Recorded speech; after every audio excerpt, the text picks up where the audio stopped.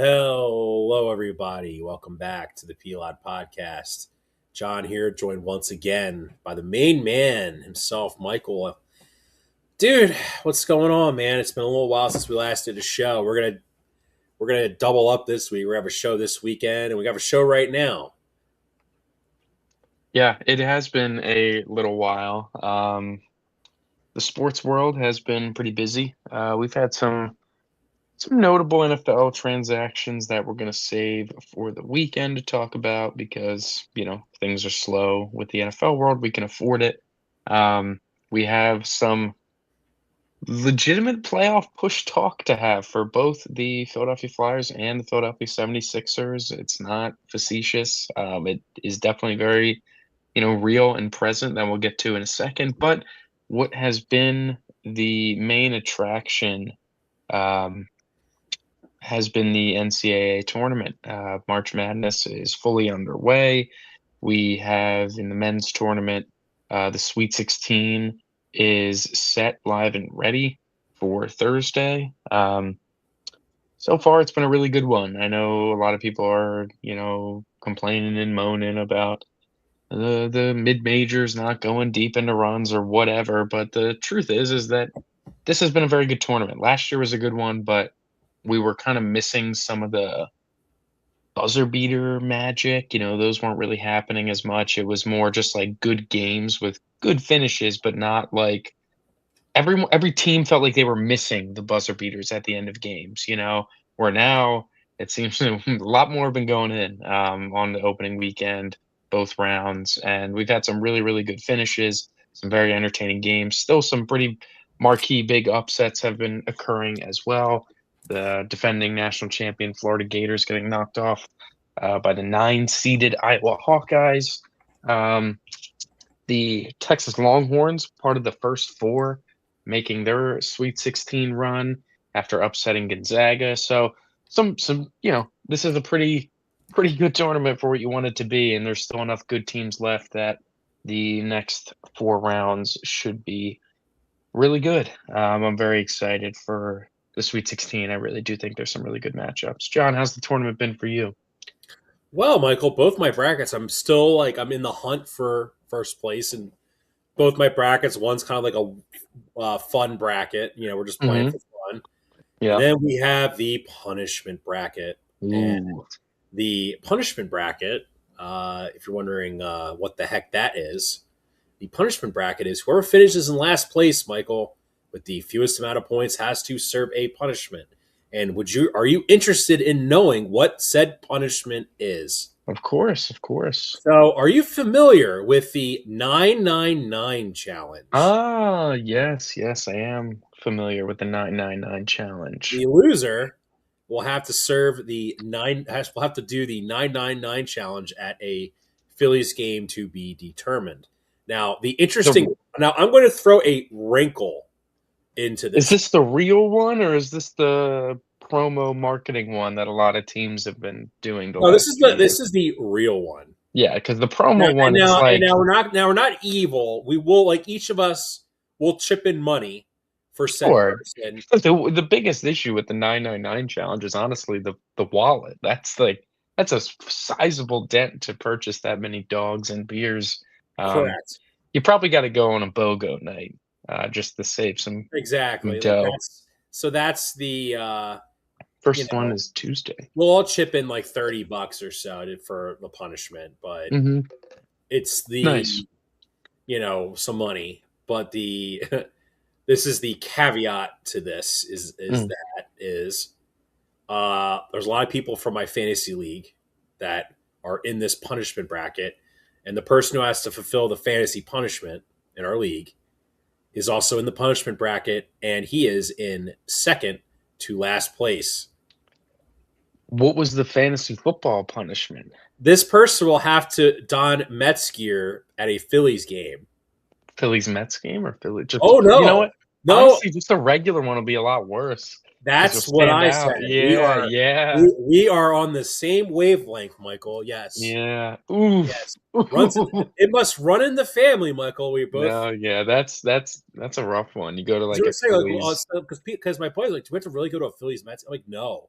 It'd be funnier if it's like a Phillies Yeah, Rockies because you're at a Phillies Mets game. thing. People are just gonna assume you're a Mets fan, and like Mets fans are gonna be cheering with you, and that you just look like you don't stick out. But when you're in a Mets jersey and a Phillies Nationals game or something, you are going to stick out like a sore thumb. Man, that's a brutal one.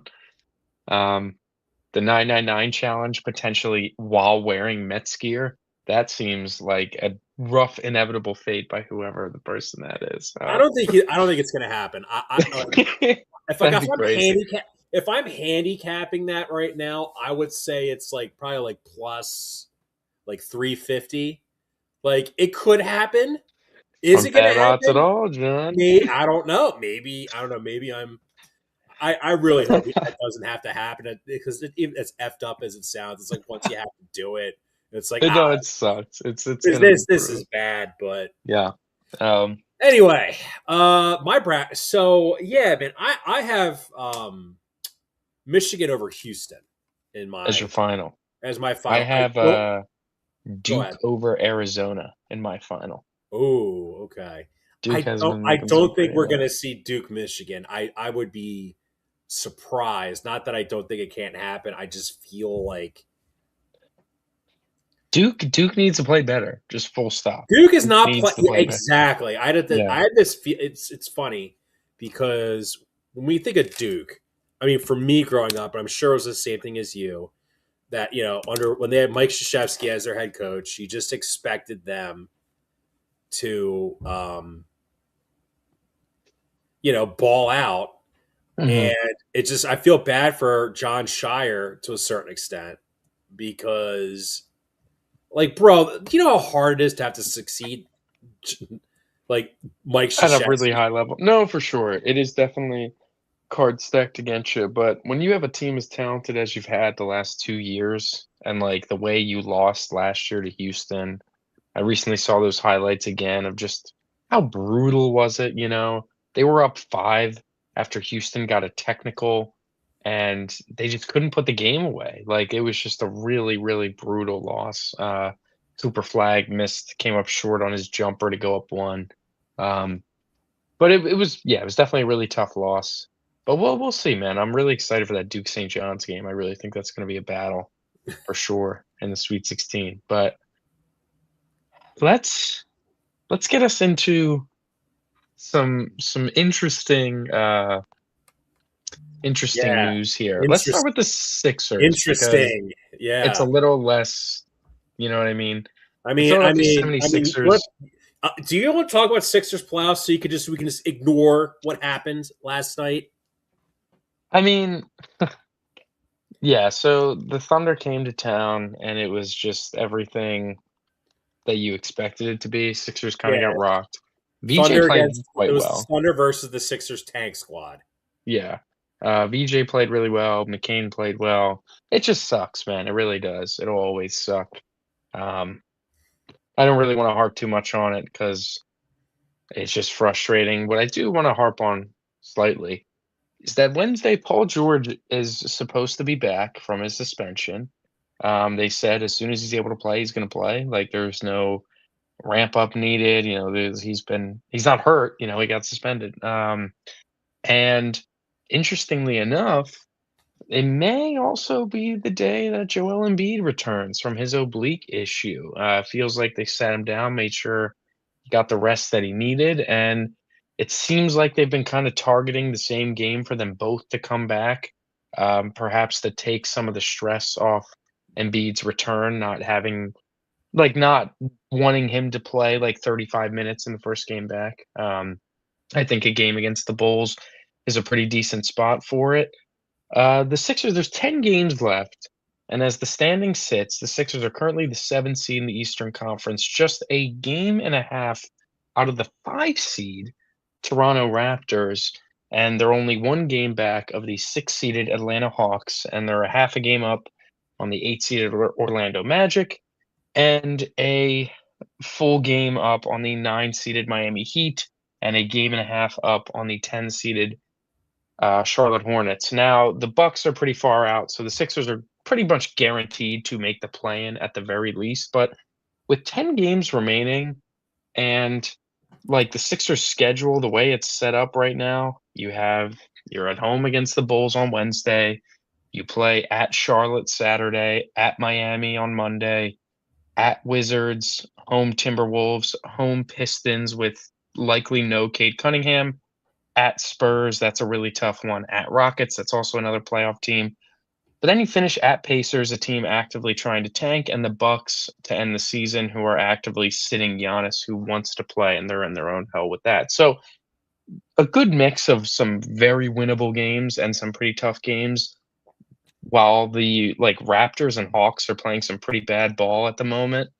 It really does. Oh, the Hawks, I should not say, are playing bad ball. The Hawks are 9-1 their last 10, but the No, Raptors have been The pretty Hawks are one of the inconsistent. hottest teams in the Yeah, NBA. excuse me. The Hawks are very hot, but Toronto has not been. The Sixers really held their own. Like it got ugly for a minute there. It really feels like if George never got suspended, who knows what else would have happened, the butterfly effect of all the injuries that really seemingly piled up. But for no Paul George for 25 games, for Noel Joel Embiid for how many ever games it's been, for no Kelly Oubre who's had a sprained elbow, for no Tyrese Maxey who's had, a finger ligament tear. Like for the most part, they really have held their own in a very frustrating way, considering some of the losses that they've had, where it's just not an NBA team out there. But they've done enough to float around and be truly in a position not only to just like avoid the play-in, but move up to a 5 seed. And like that feels pretty remarkable to go up to a 5 seed if that occurs. But um, it definitely feels like it could be in the cards with those guys all getting back. And listen, are they going to go on a finals run? Are they going to go on a deep playoff run? Probably not. The top of the East is very good. But there is no reason where a little 10-game regular season ramp up for George and Embiid, if you do win the games and get to a 5 or 6 seed, there's no reason a best of 7 against the Cavs or the Knicks that you at least don't battle if all your guys are healthy. Like, no doubt about it. If you get pretty good, clean bill of health with George, Maxey, and B and Oubre and, Edgecombe and, Barlow, who sprained his ankle, all those guys are healthy. You can definitely battle with like the second tier contender of the Eastern Conference, not like the Celtics or the Pistons with Cade, but you know, the Knicks and the Cavs, I think you can definitely battle with. Yeah, we'll see what happens when obviously with the ramp up too. Like,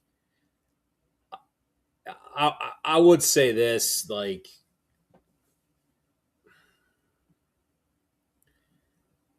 I just don't want them to rush Tyrese Maxey back. I know it's like it's a finger injury, and it's not like an ACL or like an Achilles or anything like that. Yeah. But you know, I'm kind of like at the point where whenever the Sixers just rush guys back from injury, like 99% of the time, it completely backfires and blows up in their face. It causes like long term, possibly like irrevocable damage. Yeah, God forbid. And I'm not saying that this is like the worst ever injury, but like I could see like the Sixers rushing back Maxi. Because let's say Joel, let's say like, I don't know, like PG, like Paul George comes back and like let's say they start winning some games and it's like, oh, we got to add Maxi because like, oh, we can move up, like you just said, like we can move Yeah. up, really get ourselves in a position to, I don't know, Michael, like how far are they back from the 4 seed? They're not catching Cleveland. They Okay, are it's another what are they? They're a game and a half behind Toronto, so it's 5.5 games out of the 4 seed. yeah, the They Sixers have are a long five ways to games go. back of Cleveland, Cleveland, that's a pretty far away. right? It's amazing that they're 6 games above 500 despite the absurd amount of games missed between all of their best players. If you think Yeah, about it, no, it really is. It goes to show just how good well, they were earlier in the season. I think Well, this is a very good time to transition to another team that yeah. just coughed up a 1-0 lead.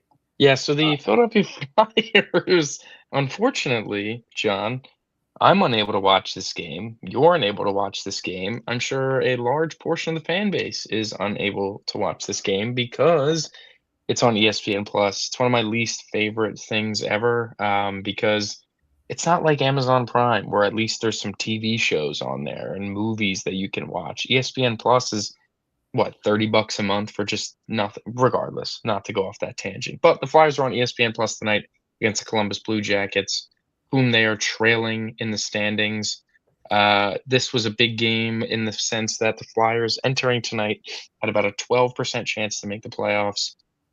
With a win in regulation, that would go up to 18%. With a win in overtime or a shootout, that goes up to 17%.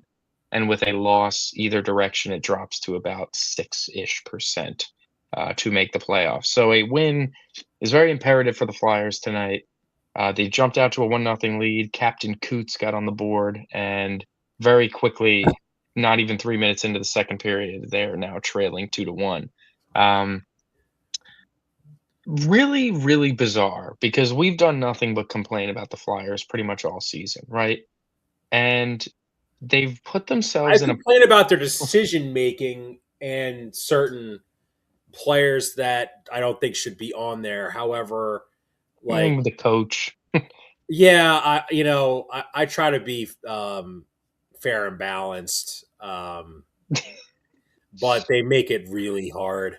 Here's the thing is that if they, by some minor miracle, do make the playoffs, because it is still a very uphill battle. However, they have a lot of the work right out in front of them. A team they are trailing in the standings, the Detroit Red Wings, they play them 3 times to end the season here, so, like, you can absolutely make up a lot of ground.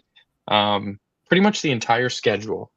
They play the Stars as a tough team, but every other team they play is either right in front of them in the standings, right behind them in the standings, or, like, really bad. So it's like, you gotta win the games against the really bad teams. You play all the teams around you in the standings, so obviously you gotta win those, and then it's like, okay, you can afford a loss to the Stars. It'd be nice if you could get an overtime point or something like that. But what's so bizarre is that if they do make the playoffs, John, we're talking about a potential, like, Rick Tocchet Coach of the Year campaign. Isn't that absurd? It would be, like, around a 22-ish point increase from last year to this year, and they'd make the playoffs. Like, Eh, it's hard to argue it from, like, a macro sense, but just being a fan and being in tune with the day-to-day of what the Flyers have been this year, it would be asinine. We'd be rioting in the streets about it. But, like, if you're, like, the whoever votes on and you're like, "Well, the Flyers had this many points and they got up close No, to it really their should be 100." like it should really be like a Dan Vladar should get Vezina Trevor trophy. Zegras. Yeah. Like, sorry, I mix up some of the names of the hockey Yeah, trophies. Vezina. Vezina's the The goalie. Vezina Trophy should get like Vezina Trophy. He shouldn't win the award, but Michael, this team is as bad on the power play and on offense as it was last year, with the exception of having Trevor Zegras. Where and you showed me that And that's stat. enough. You showed me Yeah. that stat where it's literally the exact same team as the year before, because that's what it is, right? With Trevor Zegras instead of like Ryan Paling, right? Also, where Zegras does make a big difference, John, they have, like, what? They have 9 shootout wins this year, I believe. We He's the know best how good shootout player Zegras, they would have. like, ever. Like, he's really at such a high clip for a young career. Um, Between the shootouts and what Zegras has given you and Dan Vladar's great goaltending all season, those 2 alone have given you what? An additional, like, 20 points on the season? Say they had the same goaltending situation as they did last year. How many points do they have? They're not even sniffing a playoff spot right now. Say they also didn't have Trevor Zegras. We'd be in the bottom 3 of the lottery right now. You know Yeah, what I mean? Like, dude, you're gonna laugh your ass off when I'm about to say this comparison because you're gonna be like, "Oh my god, John, that was like 15 years ago." Dude, Trevor Zegers is the most talented like winger the Flyer in terms of like hands, skill, speed, like the total package they've had since like Simon Gagne. wow. Yeah, That is no, how you're right, bad man. they've been at like. And I'm not. It's not a diss to Claude Giroux, but like Claude And he Giroux was the center for a is a while, so I'm center. I'm not talking gonna. about a guy Yeah, that's like, wow, you watch him zip up and down the ice. Oh my god, look at that pass. Oh wow, how did he catch that? That outlet pass. That for like sure. they're very similar, and like it's anyway. I'm not that's a They've different fallen topic. too far ahead. They've gained too much ground at this point. They're way too far from the bottom that they might as well, make the playoffs, I guess. Like, you dragged yourself out of the basement all year. Like, you've kept yourself You're, out, so you you're might as also well get in. obscenely lucky that right now the guy that some people think is maybe the best prospect in all of hockey, Porter Martone, you Yeah. know, is entering the tournament. I forget the Twitter account that said this. Someone said, "Oh, this is the big tournament to watch Gavin McKenna," and then that person said, "No, this is the tournament to watch Porter Martone." Yeah. No, absolutely.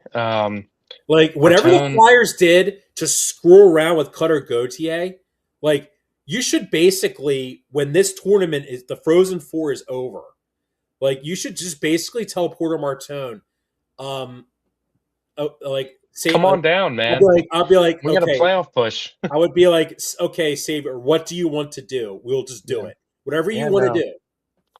Yeah. No, for sure. You can't mess this one up. Although, I don't think Martone's got the same, maybe mental things that Cutter's going on or whatever. But regardless, the defense this year as a team has been significantly better in years past. Like, Vladar's been unbelievable in comparison, especially to the previous year's goalies that we've had. But another huge difference is just the defensive core has been very, very good. Jamie Drysdale has turned himself into a very, very solid defenseman as it stands, and like seems to continue to be getting better, which is nice. It really is nice. The offensive game maybe isn't where we'd hope it'd be at this point, but defensively has been quite good. And Cam York's also been quite good, and Ristolainen over the few years has been pretty good, and it's just and obviously Sanheim, but the defensive core is so much better that it's been, where obviously the great goaltending is helping a lot, but the defense as a whole, they do a really good job at shutting stuff down. They do a really good job at not like blowing games in overtime and then winning them in shootouts and you know, not just the total sieve giving up amazing opportunities constantly. So, they're a relatively like high when you have a good goaltender and a good defense, your floor as an NHL team is usually on the higher end of things because you can definitely steal games that way. And that's what they've done for a lot of the year. And they put themselves like, if they come back and win tonight, like, 18% chance to make the playoffs, John. Like that's pretty, it's not anything significant. It's likely not going to happen, but the way we've talked Dude, about it all year, I it's definitely you huge know, turn. you weren't alive when this happened, when this was happening, Hmm. but like it has the same vibe. It's those early 2000s Phillies teams under Larry Boa that would finish with like 85 wins and they would finish like 3 or 4 games out of a playoff spot. Now, granted, at that time, there was only 4 playoff spots in baseball, Hmm. right? But those Phillies teams had no, even if they had made the playoffs, no shot at going to a World Series. Just like this Flyers team, Sure. if they do make the playoffs, have no shot. None. Zero. They can be a tough out with a good Vladar series in the first It's but round. their offense is so anemic, No, I know, but Michael. I just mean like You you can know, make a really good team sweat for 6 games because Vladar is like out of his wow, mind. that's just No, great. I listen. You don't have to convince me that it's I mean, worth it, but this is my thing though. Is this is when like they need to, I hate it's not crude, but they gotta. We'll just say this: they need to make a decision of this purgatory of either making moves to make the team actively better, like adding a center, maybe, mhm, or if they miss the playoffs again, look at the core, analyze the core, and think, okay, who needs to go? or what who can we move to improve this team in a different area. This was the most active, one of the most active NHL trade deadlines in the history of the league. I don't buy this whole nonsense of it's hard to make a trade. I don't buy into Yeah, that I mean, at excuse. this point, we were like rehashing the same thing that it's just like we're unsure and feeling more negative than positive that the brass leading the charge upstairs is just good enough for what we're trying to do here. But I guess for now, we might as well just enjoy the ride and assess the off season when it comes. Yeah, I Like, mean, I'm gonna still hopefully, watch the Flyers. I'm still gonna oh enjoy no, I'm just saying, like, I certain feel like players. I'll However, give a pass on no, like the as gloom dude, and Michael, doom. you are well within your right to criticize what they're doing. They've been Yeah. so inept. This is like we complained after 2011 with the Phillies about the purgatory that we were in with that, right? Well within our right to complain about that, right, Michael? Hmm. Same thing here. What's wrong with that? Like No, that's listen, I get it. I just I'm just so over it. But, maybe they can go on a little fun run and give us a playoff game. That'd be pretty cool. But it's time, John. It is time. it Opening is. day is upon us. We have games games starting tomorrow. We have the San Francisco Giants on Netflix hosting the New York Yankees. Yeah, see, at least with putting the game on Netflix, if I were to watch, like, I don't know, like The Natural beforehand, I suppose I can. It's just we're just in such a just a hellscape as a This is whole. what are But we doing? This I don't know, is man. so stupid. God forbid the game's on just like Fox or NBC has rights now for the Yeah, whatever. how are you growing the game Yeah. by making it hard to watch your product? Well, regardless, we have opening day baseball tomorrow. Yankees, Giants. And then Thursday, the rest of the league will begin. Um, on NBC Peacock at 1 p.m., we have Mets Pirates. Skeens, obviously, big draw there. The Phillies are at 4:15 to host the Texas Rangers.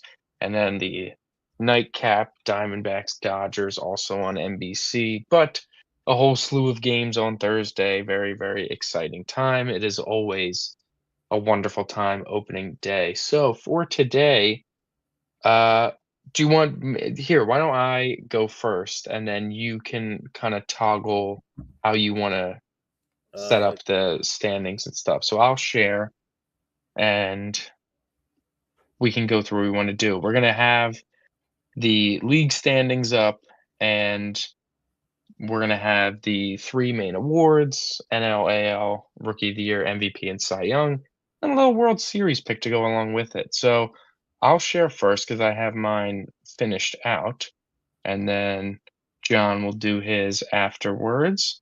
So we can all see this, right? Shout out TJ Stats on Twitter. Very good account. Tweets a lot of good stats throughout the course of the season. So starting in the top left here, we have the American League East. They have the New York Yankees winning that division, followed by the Blue Jays, Red Sox, Orioles, and Rays. Um, I look at this division and I think it's probably the best in baseball. I think it's the most complete top to bottom. Even the Rays, as much of a down sort of period they're in comparison to recent years, I do still think they're definitely better than every other last place team in Major League Baseball. And then 1 through 4 is just pretty much a gauntlet of teams. Obviously, defending American League champion Toronto Blue Jays. Losing Bo Bichette hurts, but they did add Kazuma Akamoto from Japan to kind of help be that replacement. Are they going to have like a 950 OPS from George Springer? You know what I mean? Probably not, but maybe Vlad takes that massive MVP level leap that we're finally hoping that he does. And the rotation's still pretty steady. They got Dylan Cease, which I think is a pretty nice move to go along with Kevin Gausman and whatnot. So I do think the Blue Jays are still good, but I have the Yankees edging them out. Judge is obviously incredible and carries so much of that lineup. And the lineup's still strong, with Bellinger and Jazz Chisholm and Ben Rice and Austin Wells. Like top to bottom, it's still quite good. Now they have some banged up pitchers, Garrett Cole and Carlos Rodon, both starting the year on the IL. But when those two guys get healthy, I do think that team is up there at the top of the American League um, in terms of threatening. I look at the Red Sox, one of my more interesting teams on the year. I don't love the lineup. Obviously, you lost Bregman, you traded Devers last year, but a guy like Roman Anthony expect to be good, and as a young guy, be pretty massive for you. But it's really that rotation is that I love. Garrett Crochet, Ranger Suarez, Sonny Gray is about as is outside of a handful of teams about as good of a top three as you can have in baseball, with some good depth throughout it. So it's quite a good rotation. The lineup's solid. And then Baltimore, I do think they made improvements. Pete Alonso is a big addition for them. I do think Gunnar Henderson's going to have a huge bounce back season for them, but not totally sold on that rotation. Who knows how real Trevor Rogers is? But overall, I do think that it's the best division in baseball, and I like the Yankees to win it, and I actually have those next 3 teams as the AL wild cards. I think all 3 of those teams. Oh, did I lose you? Are you still there? No, I'm still here. Cool. I do think that all 3 of those teams are going to be the AL wild card. That'll be my prediction once we get down to it. The next thing I wanted to go through, we could stay in the AL. Looking at the Central, the Tigers I have winning it off the back of a strong, really strong top 2, one of the best in baseball, I'd say.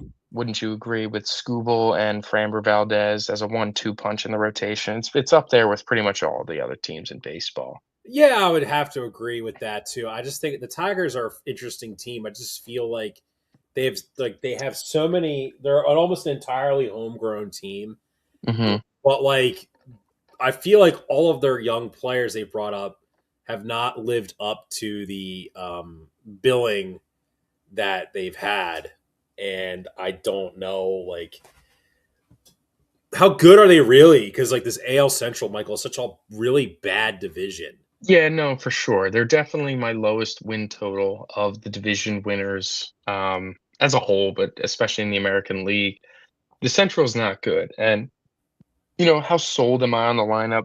I'm not, it's a bunch of really nice players, but I don't think a true superstar like Riley Green's probably their best bet, and he still strikes out a ton. Spencer Torkelson had a really nice season, but he got optioned at a point last season. So, I do still think there's some to be desired with that, with the both the bullpen and the lineup. But overall, I do think that rotation carries. To thaw it all out, I have the Royals, very well represented in the WBC, with Michael Garcia winning the MVP, obviously Pasquantino and Waka and all these guys, like a ton of guys, Caglione. really. Bobby Witt, Caglione, everyone was there were Royals everywhere in that tournament. I'm just not sold on some of the lineup pieces that take the huge jump this year. It's a lot of hope on young guys, and it's a big hope with Cole Reagans if he can be healthy. If he can be healthy, I think he can be a Cy Young finalist, but the health is the big question mark for him. Cleveland, I expect them to take a step back. I mean, they had a negative run differential last year and won like 86 games. That feels virtually impossible to replicate. Well, Um, when you're in a bad division. well, and guard ball, guard ball is winning that way, is winning ugly and not like looking all that great. Yeah, guard ball and brewer ball were both very similar. They're similar. They're similar with a little, Cleveland definitely lacking in a lot of talent. That rotation I do not think is any good at all. And when you lose Emmanuel Clase, that bullpen takes a huge hit to it. So I don't think they'll be able to close out as many games as they were able to as easily, even though they still got some good guys back there. It's just you removed like arguably the best closer in the game from the team, obviously with the gambling stuff. The Twins, I do think they'll be pretty improved from last year. I'm very excited to watch McAble this year. I do think he can have a really nice season for them.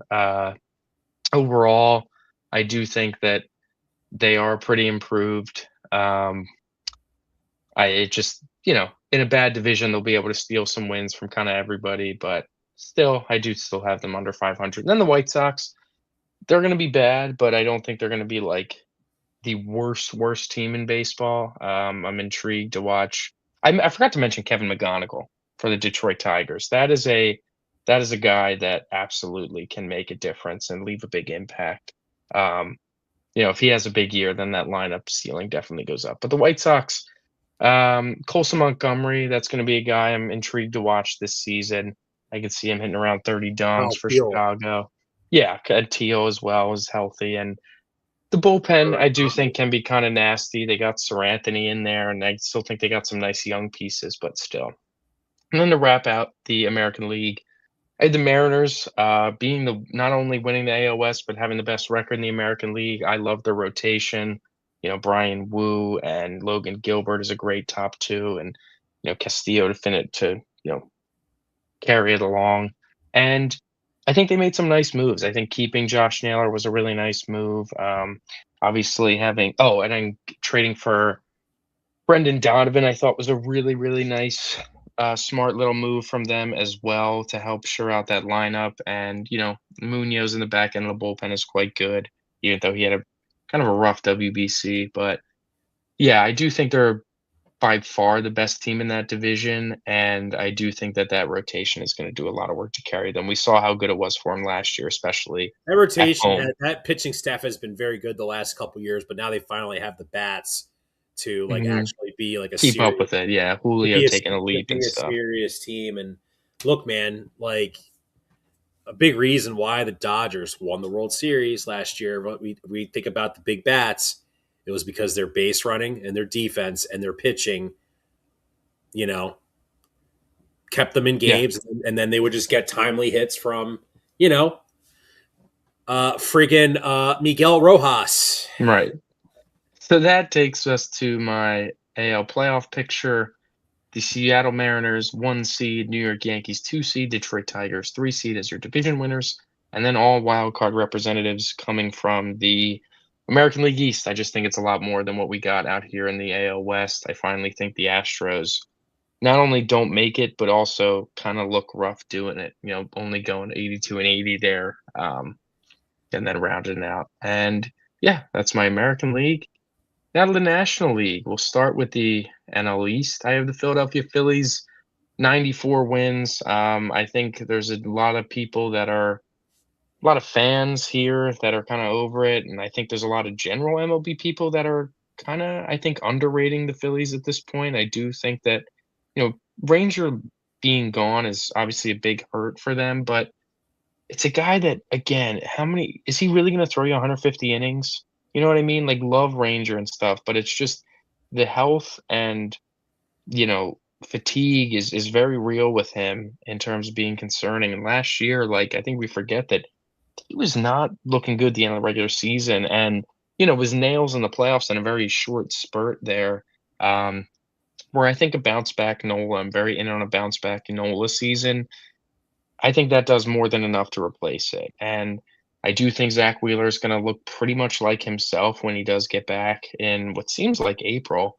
And the bullpen much improved. We've talked about it plenty. And you look at the lineup. You got your 3 stars at the top, and maybe it's a boring 4 through 9, but it's a 4 through 9 that's going to consist of a bunch of guys that are going to finish with WARs of like 2 to 3.5 plus. And it's like not everyone can say that most of their lineup is made up of a bunch of guys like that. And I think that they're a What do very you high floor team. what do you think? What were your thoughts on Jim Salisbury's Oh, the Bohm comments. Bohm comments? You interpreted it one way. This was my interpretation of it. Do you remember when Casty first got here? The first verbal spat he got into with a reporter was Michael. Do you remember who the reporter was that he got into a spat with?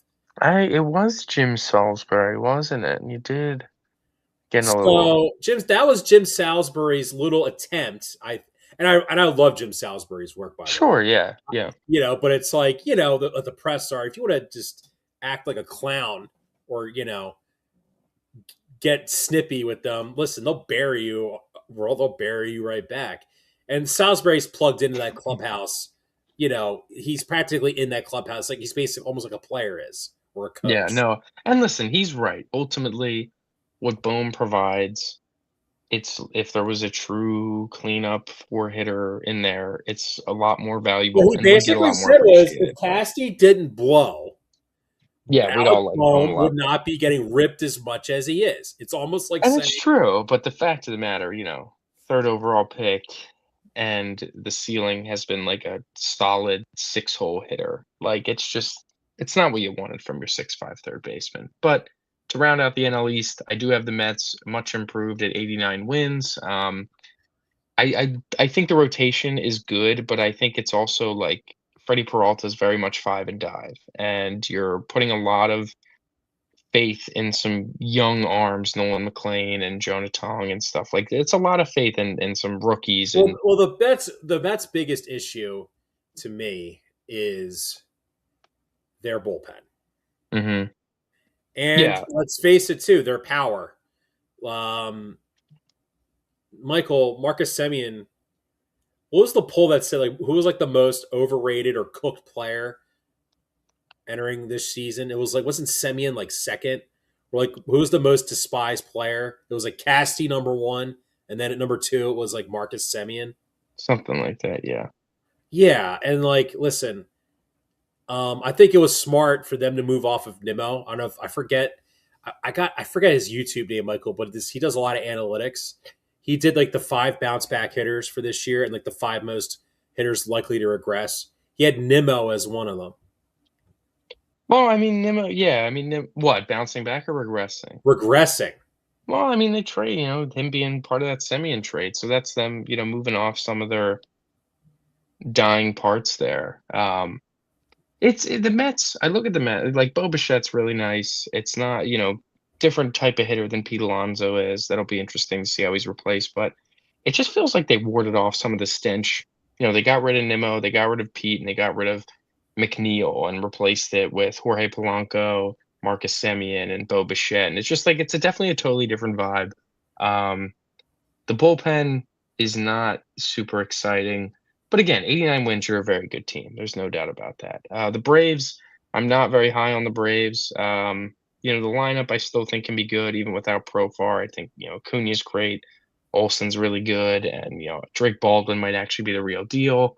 Um, we'll see what an Austin Riley's bounce back potential season looks like. But that rotation, the bullpen's very good in Atlanta as well. But the rotation is depleted.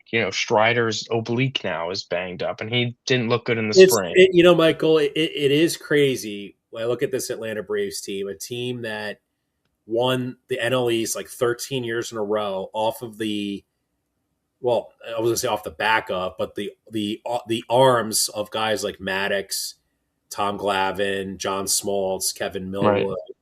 You know, now it's like they had just their pitching is just constantly hurt, and it's like Like Chris it's Sale's great, but can you get another 190 innings out of Chris Sale? I don't if know if we you're going to get Michael that. if the FanDuel was going to put out odds on pitcher to suffer UCL tear, do you think that Chris, if we were to put odds out on that,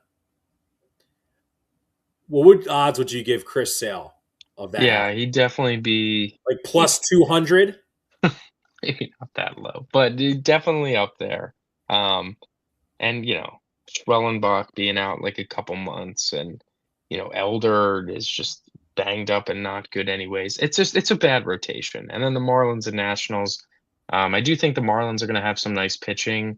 I do think some of their young bats are inspiring, but again, we're talking about a 75, 76 win team.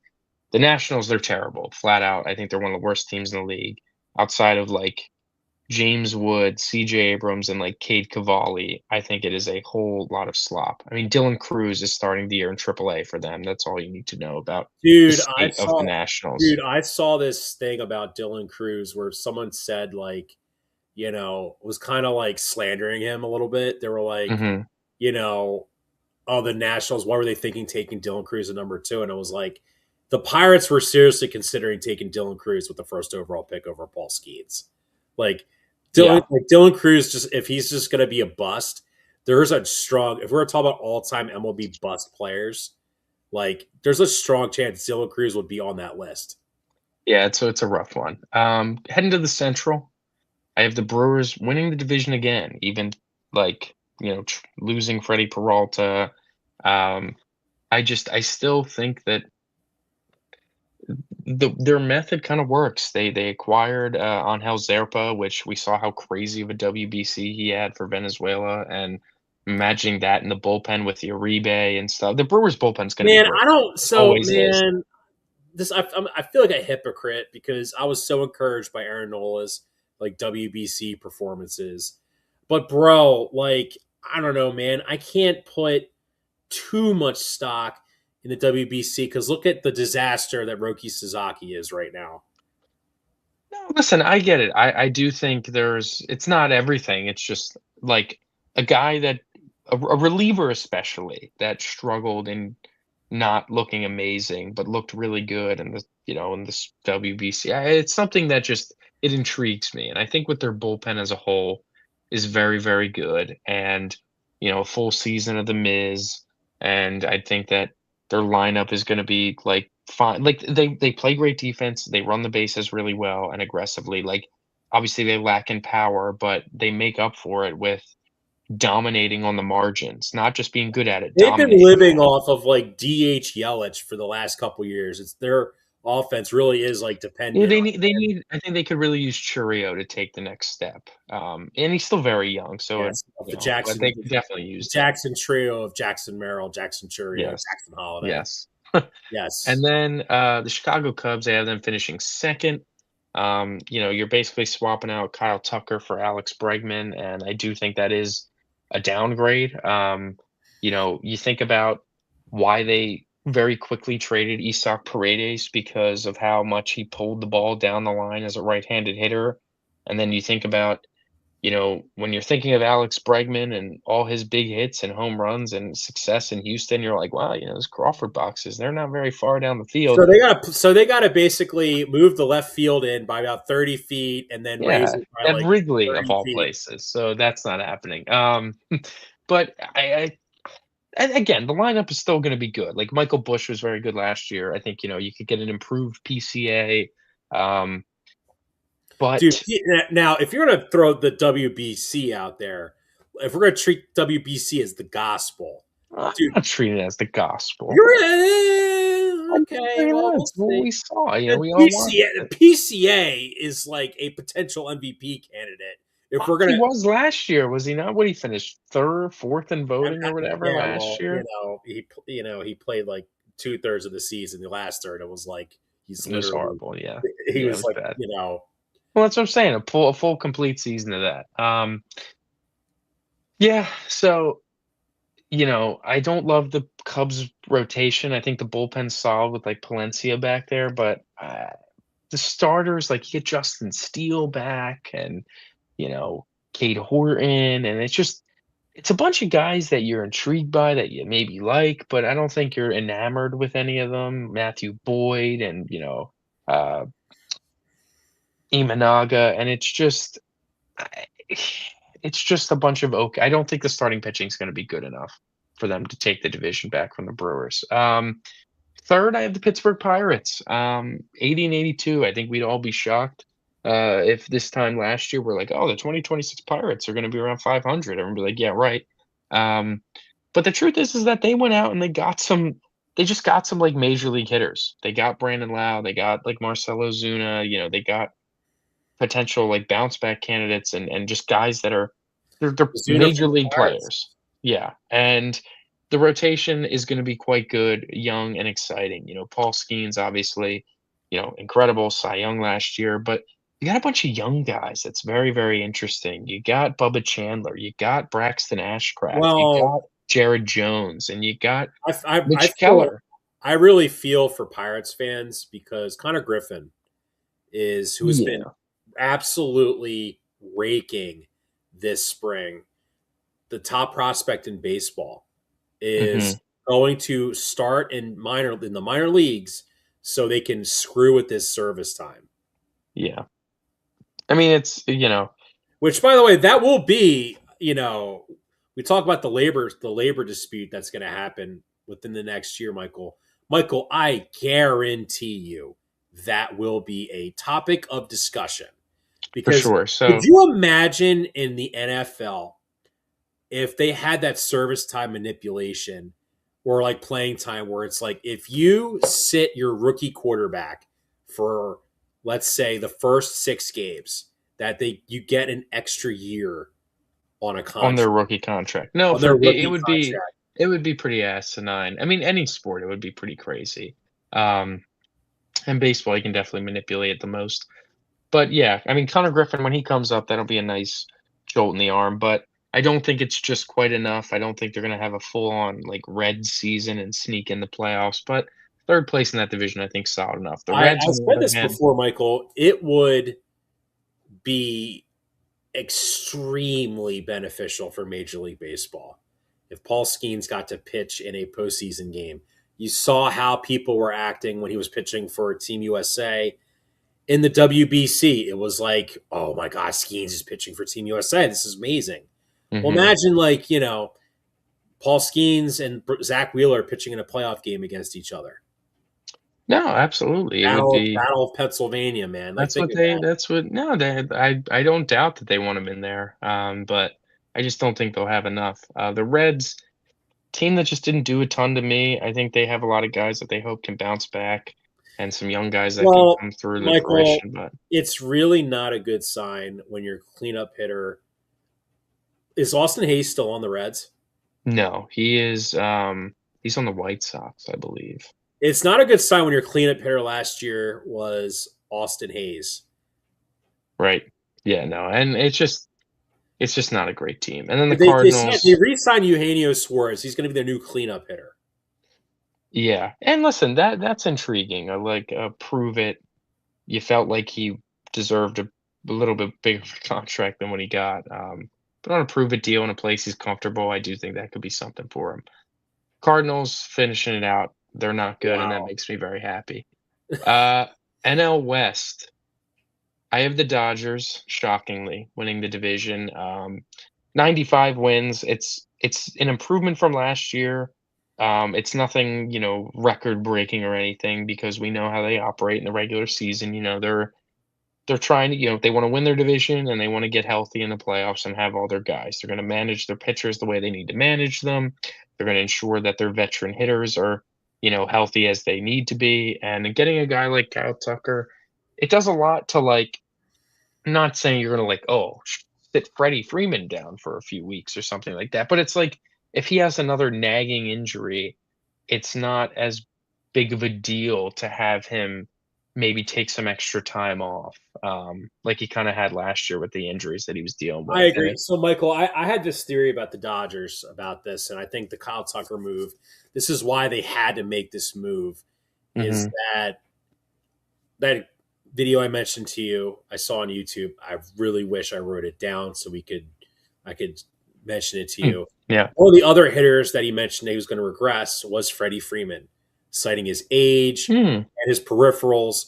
Like he's just not like his like baseball savant because the guy he was using baseball savant as a yeah. references. His savant has just gone down every year, which is logical based off of his age. However, I also want to bring up too. I don't think we're ever going to see 10 more Mookie again. I don't think we're going to see that happen. No, no, like listen, and they're not trying to. It's get But through. they can still very like they are the final boss of like Brewer ball, guard ball, like that analytic ball to grind out wins. They are the final boss because that's why they had so many like early postseason exits despite winning like 100 games. Then they added Otani, and that completely Flip the whole thing. Yeah, no, for sure. yes. So we'll see. Roki Sasaki.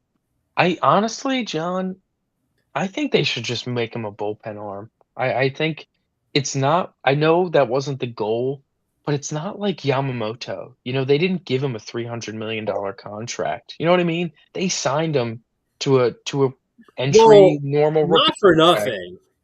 Would you not do it? Yamamoto was essentially like the 3-time Cy Young award, their version of the Cy Young in Japan, where they Yeah. give where they sometimes don't give out an award if someone's not worthy of it, Yeah, yeah. right?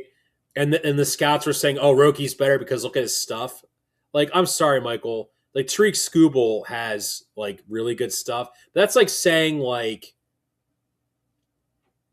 Jesus Luzardo is better than Tariq Skubal because his stuff is nastier than Tariq Skubal's stuff. No, well, I mean, I think it was projecting. I don't, it Right, because I know Sasaki, here's the thing, this stuff just hasn't translated. Like, it's not like he's pumping you can't throw 100 in strikes. his bad starts. You Like, his can't throw fastball, strikes over a 5 inning period. He could yeah, throw strikes he can't do much of in a one anything inning for a period because you could just 5-inning go all period. out. Yeah, he just can't do anything in a 5-inning period. He can't throw hard enough. He can't His stuff isn't as good as a starter. I really do think that the Dodgers could really just pivot him to be Do a you bullpen arm. think? Do you And think Roki's postseason was so good because like the Phillies just choked and like the Blue no, Jays just choked and the no, Brewers are just bitches? no, I think that he's a really talented arm that maybe isn't cut out to be a starter and should go in the bullpen like Andrew Miller did. You know what I mean? Like, I think it's that. Like, it's a guy that the Dodgers they don't have like any serious financial commitment to. It's not like Yamamoto came over, couldn't be a starter, and it was like, man, we're really screwed. He'd be so much better as a bullpen arm, but we're not paying a closer $300 million. Where Sasaki's making nothing in comparison. It'd be better off. I mean, he's not recording outs in spring training outings. He's getting hit around. He's walking a bunch of guys. Sasaki It's might just actually, ugly. honestly, Michael Sasaki might be like a deadline piece they use to maybe acquire a more proven player because some team might be intrigued by the talent. Potentially. I mean, but I also think, like, I'm thinking of a playoff bullpen that has Edwin Diaz and Roki Sasaki, and I'm like, okay, well, simply no one is ever scoring runs there. Like, that's where I'm at. So the Dodgers, they got better from last year for sure. And I have them winning the NL West, not surprisingly. Maybe surprisingly, I have the San Francisco Giants finishing in second in this division and actually nabbing a wild card spot. I think that adding guys like Harrison Bader and able to move Jung Ho Lee to a corner outfield, I think that defensively they're going to be quite good. Like Patrick Even Bailey if and Bader Thomas just is can't good. hit, I mean, it's just defensively, I think they're so good with a rotation that's still pretty intriguing with Logan Webb and Robbie Ray. Like, it's solid, and the bullpen is solid enough. And you get a full season of Rafael Devers, Matt Chapman, and like it's a very good defensive team. You have some intriguing enough bats, and I think your pitching is much better than what the Padres have to was offer. Rafael Devers really good defensively at first base? I mean, from what we saw last year, was definitely a lot better than what it was at third base. That's That's not for really sure. saying much, but anyway, go on. Yeah. And then the Padres, they have them finishing 500, maybe a little disappointing, but that rotation is not good and not exciting. Their bullpen's awesome, maybe the best bullpen like ever assembled, like Mason Miller and um, Jason Adam and all those guys back there just shutting games down. But a great bullpen can definitely become worse if your lineup And is or sorry, if I your want to rotation's make not good. a prediction about for the Padres. Sure. I think the Padre, if Tarek. Tarek Skubal becomes available at the deadline because he will not be re-signed. We know the Padres would just somehow find like 8 prospects to go trade to bring him over because that they don't care. They do not care. Yeah, no, we know Preller does that. I don't know if they might need like another year to replenish the prospect pool. They already traded DeVries for, Mason Miller, a top 3 prospect in the whole sport. They might just be out of it. They have all their deadline acquisitions from last year again with, Ramon Laureano and whatnot. But how good is that really going to be? We'll see. Diamondbacks, similar-ish to like the Padres, where I like pieces in that lineup. I don't like the bullpen nearly as much as I like San Diego's, and then the rotation I'm just not really convinced on. It's like Gallen as your ace, and that's not very exciting. And It's then the not great when Rockies. your ace is coming back on a 1 year prove it contract because he was just bad the last year. Yeah, and I will say the Rockies 64 wins is obviously terrible, but they had like 43 wins last year. So this is a massive improvement in my opinion. They hired what's his name? They hired Jonah Hill's character from Moneyball to kind of run their baseball team. So they have they're That going would to be have some Paul D. major leaguers on Podesta. there. Is Yeah, who Paul you're D. thinking of. Batista. Like it's like they didn't have like an analytics department or an R&D department as of like 3 years ago. So this will be an improvement. So to round out the National League, Dodgers is my 1 seed, Phillies is the 2 seed, Brewers is my 3 seed as your division winners, and then the wild cards, one from each division, the New York Mets, Chicago Cubs, and San Francisco Giants. And to quickly go through my award winners, I have NL MVP Shohei Ohtani, NL Cy Young Christopher Sanchez, NL Rookie of the Year Wow. Bubba Chandler, AL MVP Aaron Judge, AL Cy Young Garrett Crochet, AL Rookie of the Year Kevin McGonigal, and then AL winner New York Yankees to take on the Philadelphia Phillies in the World Series. And yes, we get it done in the year 2026. So Oh that no. is my prediction for this MLB season. I'm not going to go through each. I guess because You can give me your division winners and your awards. so I agree with a lot of what you said about the divisions. Now, going through is there a way I can just clear all this out, like all the wins? Uh, Not on this. Okay, I just hit refresh order, so it's all okay. It's just in order of I like how it the was set on Boston. So can Fangraphs. you see my screen? Yeah, I can see it. I like the Boston Red Sox to actually win the American League East for a couple of Wow. reasons. I think they're past due. Number one to win an American League East. This Yankees team, Michael, I don't know, man. There's a lot of like question marks with their pitching with health, and like I'm not sold on that bullpen either. And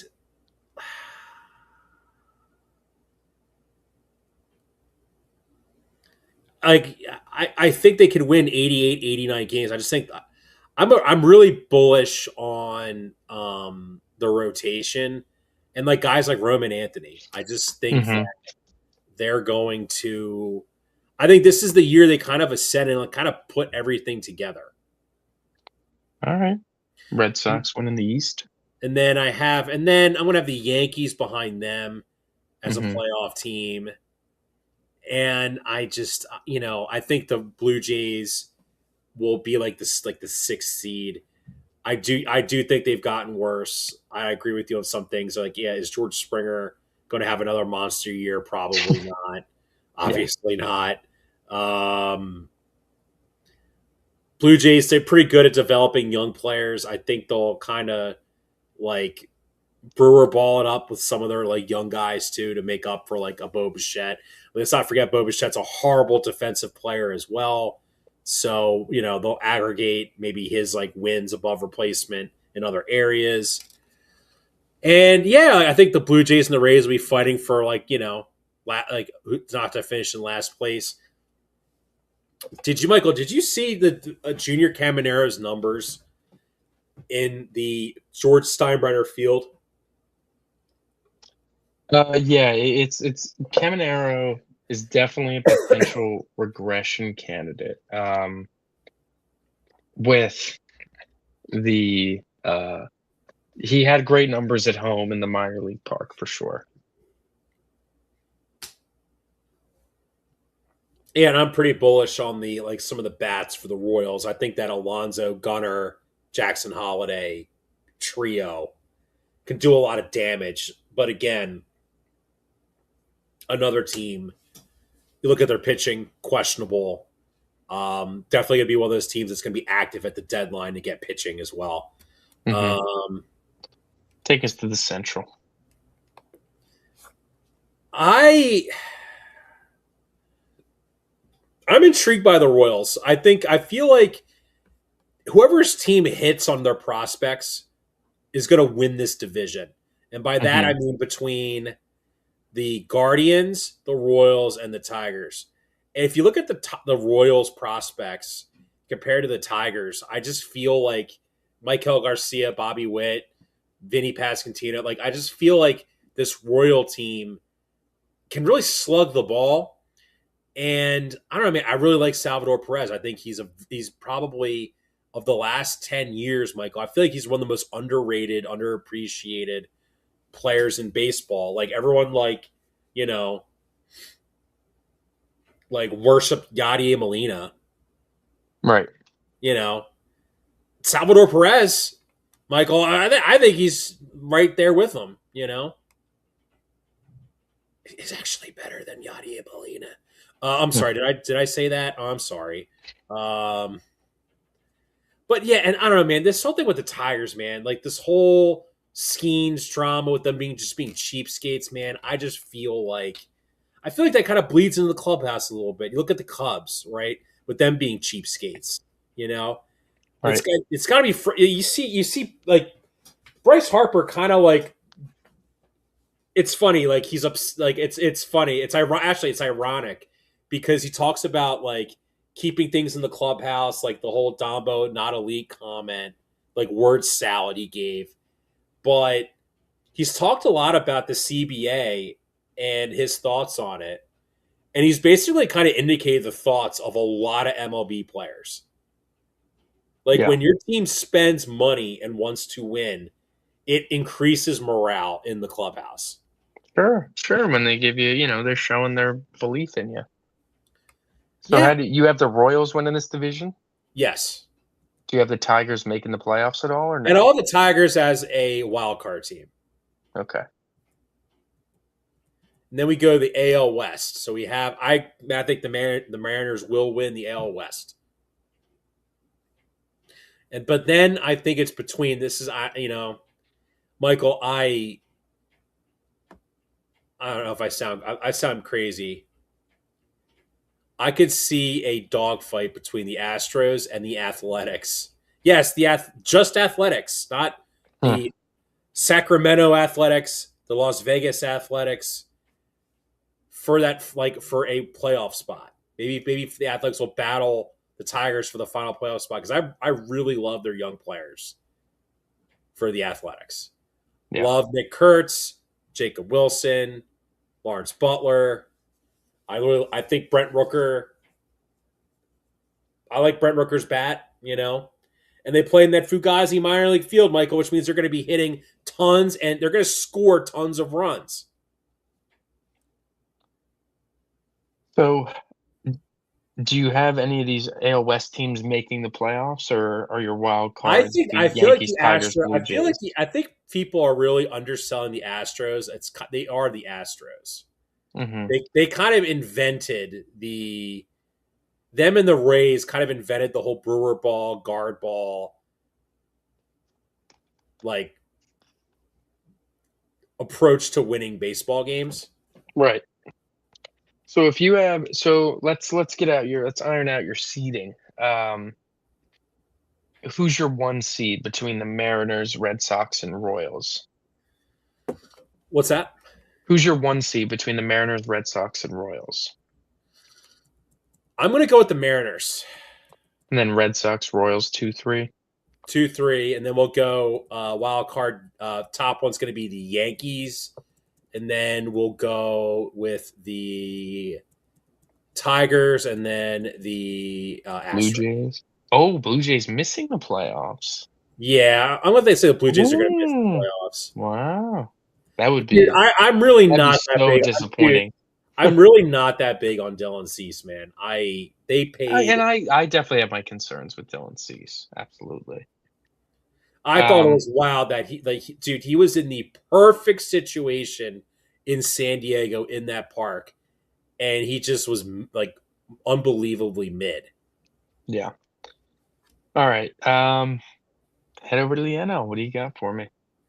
Okay, so really similar to you, I have the Phillies winning the National League East.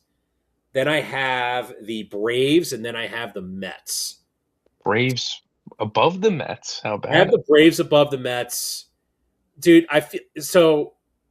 I don't know. So when I look at the Braves Mets dichotomy, the Braves always somehow find a way to hang around, and you just question how they do it. Hmm. You're like, how are they not like dead yet? Where the Mets just find ways to screw up. It doesn't matter who's in the clubhouse. There's a term for it, Michael. It's called metting it up. Right. They find a way to met it up, and this bullpen is so bad. Like Michael, we're gonna see.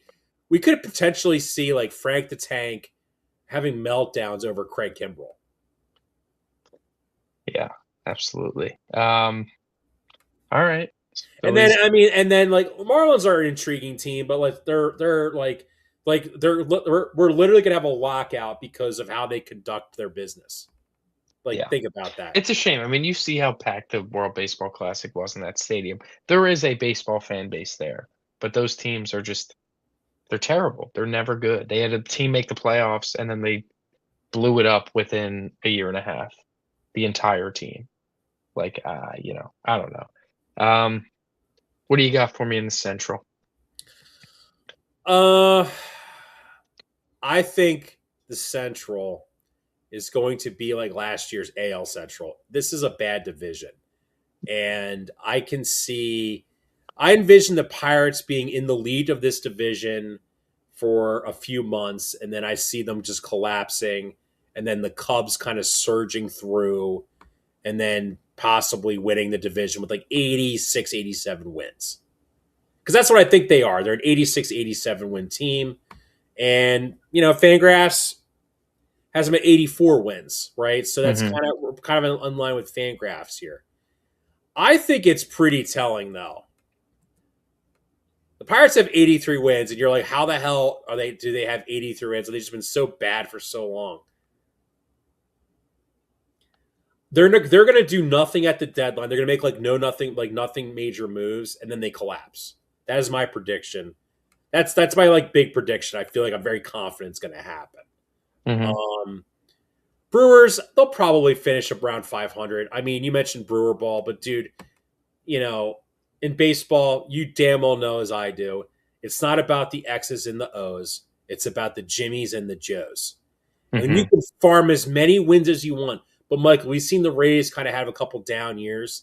There's only so much analyticing you can do to get wins, and you just keep letting good players go. Yeah. You know, it's really hard to keep having that constant pipeline of players to replace guys you're getting rid of. Hmm. And then like you got the Reds and the Cardinals. Man, Cardinals are just that's wow. It's very surprising how bad they're going to be this year. Hmm. Very surprising. And the Reds, man, Hunter Green being hurt. You're a Red fan. That's tough, man. That's That tough. that's a big thing I forgot to mention. Like I like Chase Burns and like they got some guys in there for the rotation, but no Hunter Green for a few months. It just deflates the whole See, the big operation. thing for the Reds is going to be this, and we all know what it is Ellie De La Cruz going to turn into like this 8 to 9 WAR like freak of nature where it's like, oh my God, like, is he just watching it? It's like watching him play. Is it going to be like must see television? It's like with Ronald Acuna Jr., his MVP season with the Braves. It felt like Hmm. must see television, you know? Right. Like if this was 2004, you go and fire up Sports Center before you're going to school and you see the highlights of like the Reds game and oh my God, what did Ellie do in this game? I want to know, you know? Right.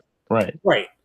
But dude, like he's a good player, but with the talent, it doesn't match. Like the stats don't really He hasn't put it all together yet. exactly. Thank you. That's Yeah. exactly what I was trying Yeah. to say. Thank you. So you have the Cubs winning this division Yes, and the do you have the Brewer like do you have any of those other teams in a wild card spot for you? I do not. Okay. All right. Take us to the NL West then. NL West. I have the Giants winning the division. Psych. Just Yeah. kidding. No. I have the Dodgers winning this division, obviously. Hmm. Um, Michael, do you find it, I don't want to bring this up with the Dodgers. You didn't bring this up at all. I don't think you even said this guy's name. Shohei Ohtani. Who was like the last player in Major League Baseball to put up like redonkulous numbers like he does and actually has rings to sort of like back it up? Griffey has no Um, rings. Bonds has no rings. McGuire has one ring from when like he was like a rookie. it's probably like A-Rod. He's One only got ring. one. Ooh, like, no, yeah. I mean, most guys only have one that are put up numbers that were that absurd. Um, no, it's definitely it's it's hard to put up really good numbers and be on a really good team like that. It doesn't feel that way. It feels like most guys that are like all-time greats, they just end up, you know, just not finding their way on a really successful team or a team that, can sustain playoff success. Yeah, because if you look at like if you like we look at the Yankees of the '90s, like Jeter was like the best player, Yeah. but his numbers weren't like like he had good like hitting numbers. I mean, like home runs, RBIs, runs, walks, No, stolen like base. I mean like GOAT level stuff. No, for sure. You have like it's him and Judge in a league of their own. Like, is it like Mickey Mantle? Like, uh Do I really have to seriously go back that far? yeah, you might for multiple. So you have the Dodgers winning it. How do you have the rest of that division playing out? Well, I like the Padres Mhm. um, because their bullpen's really good, and I think like they can slug their way, like to get 4-4 in like the seventh inning, and then manufacturing runs to get wins. Right. I agree. Their rotation is really bad. It's old, broken, and it's broken down. A lot of Yeah. question marks there. Mhm. Um, is Nick Pivetta on their pitching staff? Yes, yeah. He's their Is he their ace? uh Ace. mm, yeah, he is their opening day starter against Tarek Skubal. So it's rough, man. It's a rough Right. rotation. And I think they'll win 85, 86 games. We'll just say. Okay. All right. They'll find a So way. And then, I like the Giants too. I agree. I think flip flop for me, the Giants and the Padres and the NL West. I think they're going to be two of my playoff teams along with the Braves. so you have the Mets missing the playoffs again. Why is that absurd? Why is that I just think it's ridiculous? a lot. I didn't think they'd miss again. I don't know. I thought that. Michael, I've watched a Mets team cough up a 10-game division lead to the Phillies. Listen, I hope so, man. That'd be awesome. So Like 2 years in your a row, they did that. NL playoff picture, you have what? Dodgers as your one. Who's your one? Is it the Dodgers or is it the Phils? I'm gonna have the Dodgers still, dude. Like, we talk about like I hate to say it, man, but like for the Phils, I think they'll win 93, 94 games. I will say this: if Wheels comes back and pitches like Wheels, like we know, and if Aaron Nola bounces back along with Zeus and Sanchez, if that all materializes, and there is a question mark there, health is the question mark, right? Hmm. Why can't they win 100 games? Yeah. No, You won 100 listen. games with a worse team 2 years ago. They won 96 game. What? Who did? Oh, when they were on pace to, and then they kind of collapsed near the end. Yeah. Yeah, I mean they won 96 games last year, so it's not far off to get four more. So your playoff picture, you have Dodgers, Phillies, Cubs, and then your wild cards. You have what? Braves, Padres, Giants, 4, 5, 6. Yeah. All right, and then what's your World Series? Who's winning the World Series? I'm going to have I hate to say this, bro.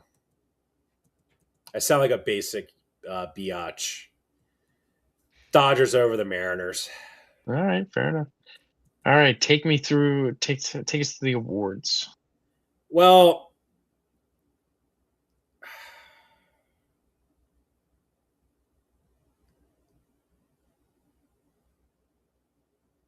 who won it last year? Was it Cal Raleigh? No, it was Judge. Oh, Judge won over Cal Raleigh. Okay. He's not even listed here. That's crazy. It's top 5 based on, I think, the WAR predictions from Fangraphs. How many MVPs does Judge have? 4? I think 3. I If, want to say he has 3. if the Yankees make the playoffs as a wild card, does he get the MVP unless he has a redonkulous season, like 60 dingers, we'll say? I mean, I don't think. No, I don't think it matters, is what I'll say. Do you think baseball doesn't suffer from voter fatigue like NFL does? We know in NFL. Not as much. Not when you're like, he's just putting up numbers that are like, you want to go back to find a time it was on par and it's just the steroid era guys. And then you're like, oh, like he hit 37 home runs and 1,019 OPS in 106 games in 2023 when he got banged up. Because But honestly, surrounding that, if J Rod can hit home runs, like he should probably be the MVP. Because with his defense and base running, he's like a 10 WAR player, right?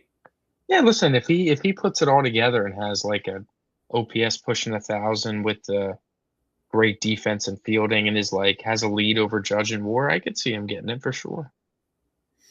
So you have Julio as your I'm MVP? gonna pick Julio. I'm not gonna be totally basic. Sure. AL Cy Young. I'm going with Garrett Crochet, Michael. You're joining me with Crochet. I'm going with Crochet.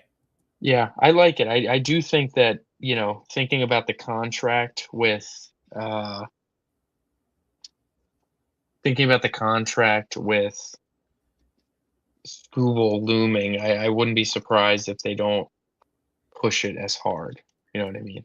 The McGonagall pick that you had is intriguing because I'm going to be honest. You look at all these like Tiger prospect failures, we'll say. Mm-hmm. If you want to go the route of, okay, they all can't be failures or underachievers, we'll say. Mm-hmm. That makes sense. However, I think a lot of people are going to bet Trey Savage because of the playoffs. Yeah. Honestly, I'm going to go with Murakami. Nice. With the White Sox. Yeah. Yeah. I could see it. All right, let's go through the NL.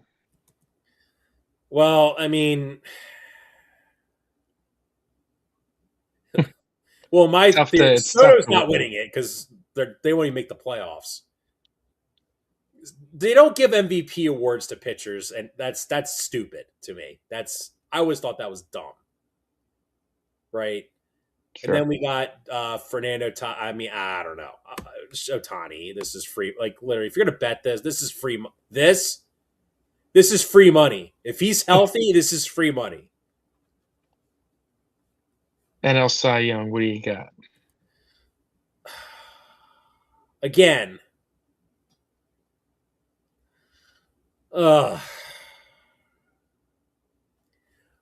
Michael, I like your Sanchez pick. I do. Mm-hmm. However, the man wasn't even voted to make the All-Star team. He finished second in Cy Young. He did finish second in Cy Young, Michael. That is correct. But man, when it comes to these awards, it feels like if you're a pitcher and you're scratched halfway through the month of September, does not count against you. Yeah. Do you kind of follow me there? In other words, if Skeens is sat the last 2 weeks, it won't affect his voting. Mm-hmm. Even though like fans will be like, "Oh my God, look at that great Sanchez start where he just mowed through the Braves for 7 innings, 10 Ks," to secure the NL East, right? The dorks that vote for this don't care about that. Yeah. I think it's.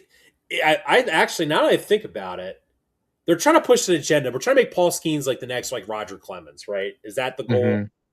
So Yeah. I'm going to go with Skeens if he has another monster year. But if he's hurt for like a month or two because of his arm, then Michael, I 1,000% agree with you.